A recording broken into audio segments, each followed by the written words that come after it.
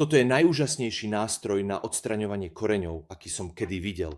Ako môžete vidieť, samotná rezná hrana zaberá asi 90% vnútorného priemeru potrubia. Vďaka tomu je oveľa účinnejší ako vrták, krokobore alebo niektoré z týchto zariadení, pretože má väčšiu reznú plochu. Karbidové segmenty na prednej strane vám umožňujú pilovať rôznymi spôsobmi v závislosti od smeru otáčania nástroja. Ako vidíte, boky nemajú žiadnu reznú hranu, čo ho robí vhodným nielen pre PVC potrubia, ale aj pre liatinové a hlinené. Môžete ho používať s kefou alebo bez nej, ak ohybnej hriadeli sa pripevňuje pomocou nastavovacích skrutiek.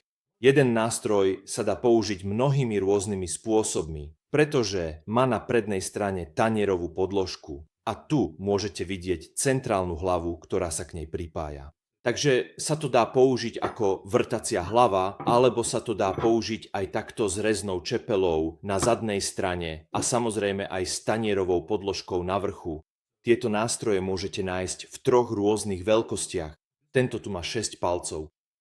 Mám štvortolový a samozrejme mám aj trojpalcovú verziu toho istého nástroja.